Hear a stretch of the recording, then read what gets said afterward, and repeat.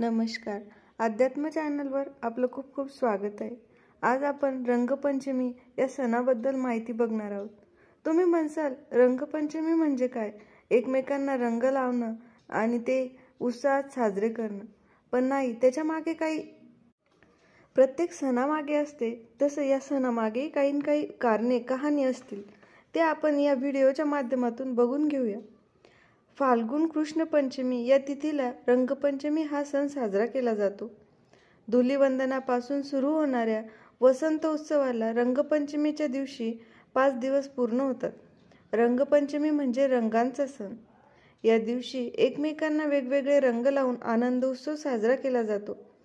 गेलेल्या कडक उन्हाळ्यापासून अंगाची दाह शांत व्हावी म्हणून रंग उधळले जातात. यावेळी विविध रंगाचे चूर्ण पाण्यात मिसळून ते पाणी पिचकाऱ्यांमधून एकमेकांच्या अंगावर उडवले जाते. रंग उडवण्याचा उत्साह महाराष्ट्रात फाल्गुन पंचमीला साजरा केला जात असला तरी उत्तर भारतात वगैरे ठिकाणी मात्र तो होळीच्या म्हणजे फाल्गुन पौर्णिमेच्या दुसऱ्या दिवशी साजरा केला जातो. या उत्सवाच्या निमित्तमार्गे धार्मिक व सांस्कृतिक कारणे काहीशी अस्पष्ट आहेत. त्यातली एक रंगपंचमीची कथा. ती म्हणजे रंगपंचमी संबंधी एक पौराणिक कथा आहे.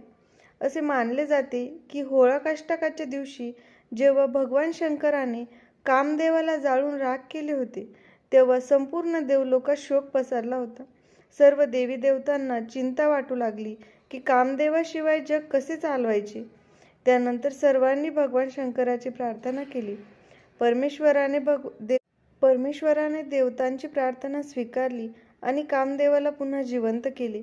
असे केल्याने संपूर्ण देवलोकातील देवता प्रसन्न झाली आणि रंगोत्सव साजरा करू लागले. तेव्हापासून दरवर्षी फाल्गुन महिन्यातील कृष्ण पक्षातील 5व्या दिवशी रंगपंचमीचा सण साजरा केला.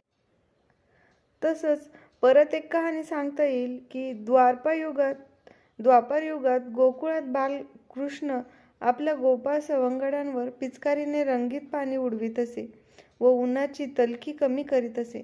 तीच प्रथा आजही रंगपंचमीच्या रूपाने चालू आहे. मध्यम युगात संस्थानिक राजे हे होळी आणि रंगपंचमी सण साजरे करीत असे. रंगपंचमी हा वसंत ऋतूशी संबंधित महत्त्वाचा सण आहे. उन्हाळ्याच्या सुरुवातीला हा सण साजरा केला जातो. उन्हाचा तडाखा कमी व्हावा आणि थंडावा मिळावा यासाठी एकमेकांच्या अंगावर पाणी उडवण्याची रीत आहे. पण आता पाण्याची टंचाई असल्यामुळे फक्त रंग लावा आणि एकमेकांना उत्साहात हा रंगपंचमीचा सण साजरा करा. तुम्हा सगळ्यांना रंगपंचमीच्या खूप खूप शुभेच्छा.